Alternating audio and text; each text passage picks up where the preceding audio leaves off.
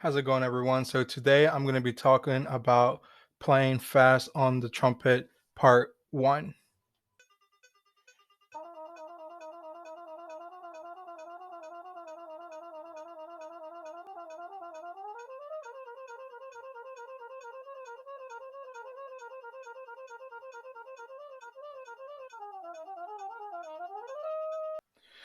Before going on, I do want to preface this video by saying that we should never play fast at the expense of musicality or cleanliness. We practice fast to push our technique to our limits in a hope of gaining facility and fluidity throughout the instrument.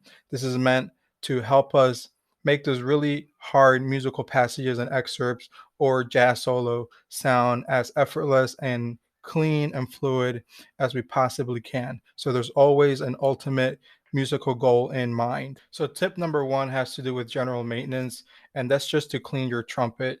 A lot of times when we don't clean our trumpets, there's a lot of junk and gunk that can get inside the horn, particularly in the valve holes. This type of gunk can really slow down valve action. If you don't know how to clean your trumpet, I'll link some videos, tutorials on how to clean the trumpet below, and also post some links to different tools you can use to clean your trumpet. Aside from that, I would also suggest getting some good quality valve oil. Not all valve oil is the same. Everyone has their own preference. So do your research. I personally use this T3. I'm not endorsing it or anything, but I really like it. So keep that in mind. Keeping your valves clean, your trumpet clean, getting some good valve oil are gonna help your valve action tremendously. So tip number two has to do with hand positioning. I generally like to teach my students to keep their playing hand relaxed, try to maintain a curvature, and try to align your fingertips directly over top of the buttons. And then when you strike down, make sure that you're striking with intention. So no lazy fingers. It should almost be percussive like.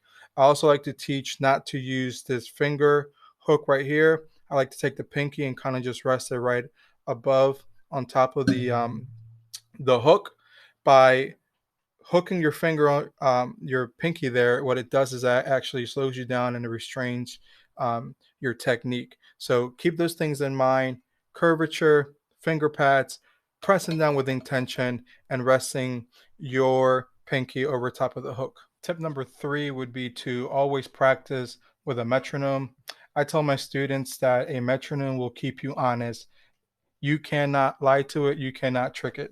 Ideally, you should get a metronome that allows you the ability to program in subdivisions. So, like you saw at the beginning of the video here, I had a metronome with 16th note subdivisions because I was playing a lot of 16th notes. I personally used the tonal energy app for my metronome, but at school where I teach, I use a Dr. Beat because it allows me to program in, add in those 16th notes, eighth notes, triplet subdivisions, and different cool things. Tip number four would be to practice slow and gradually work your way up to a faster tempo. By practicing slow, what you're doing is laying down the foundation for that muscle memory. The thing about muscle memory is if you learn something sloppily, your brain and your muscles will memorize it sloppily, and it's very hard to undo. So by practicing slow, you're giving yourself an opportunity to learn how to play things cleanly with proper technique and in the most efficient way. My rule of thumb is that I usually don't go up to a faster tempo unless I can play something at least 5 times in a row perfectly. That's my personal rule of thumb. So practice slow, gradually work your way up to a faster tempo. So tip number five is work on your weaknesses. So work on those valve combinations that really slow you down. Generally speaking, as trumpet players, we have a tendency to have a weak or slow ring finger, third finger. So anything that exercises that the usage of that finger is usually good for us. So I'm talking about anything in in line in terms of D major scale, C sharp major scale, F sharp scale, et cetera, et cetera. I usually try to focus on those. It's kind of easy to play fast, doing some of the easier scales or things that we're comfortable with. For example, at the beginning of this video, you saw me play that exercise in F major, which was super easy. I mean, I'm literally just going one open, one open.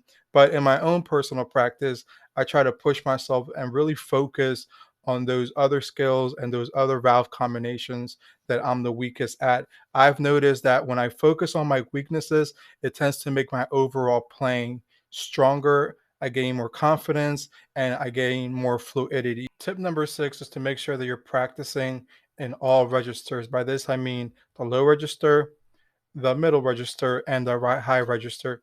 This is very important.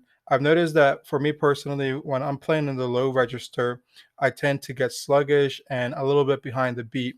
Um, in regards to the upper register, I've noticed that it's a little bit harder to focus in on notes and really kind of get that precision going with the speed. So understanding that there is a coordination between airstream, finger dexterity, tongue placement, and a lot of things that you're trying to coordinate all at once, and they all function differently, a little bit differently, depending in what register you are. So you want to make sure that when you're practicing these technical exercises and these speed exercises, that you're touching each register every single day. For tip number 7, I'm going to bundle 2 ideas into one. So generally speaking, if you're a beginner and you don't own the Clarke technical studies book, you should really go get it. It's kind of like the holy grail for trumpet players trying to develop technique. And it's a lot more than just a technique book. But for the sake of this video, you could very well use it to help you increase your dexterity and your speed and overall technique.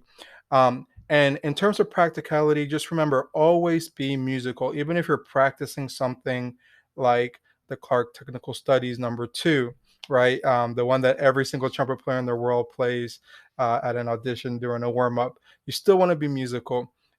Also, probably the number one thing that I can suggest to you, which I could have very easily put it at the beginning of the video, is play music that's going to stretch you technically.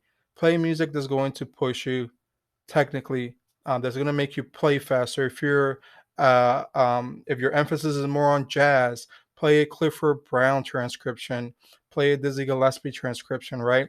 If your emphasis is more on classical music, play some of that French repertoire that kind of moves all over the place. Some of that Arbin, for example, the Carnival of Venice or the Fantaisie Brilliant, that kind of stuff. Things that are really going to stretch you and force you to be musical and also force you to play fast. And that's probably honestly one of the best things you can do to improve your technique is just find repertoire in whatever genre it is that you're in that's going to force you to play fast in a musical way.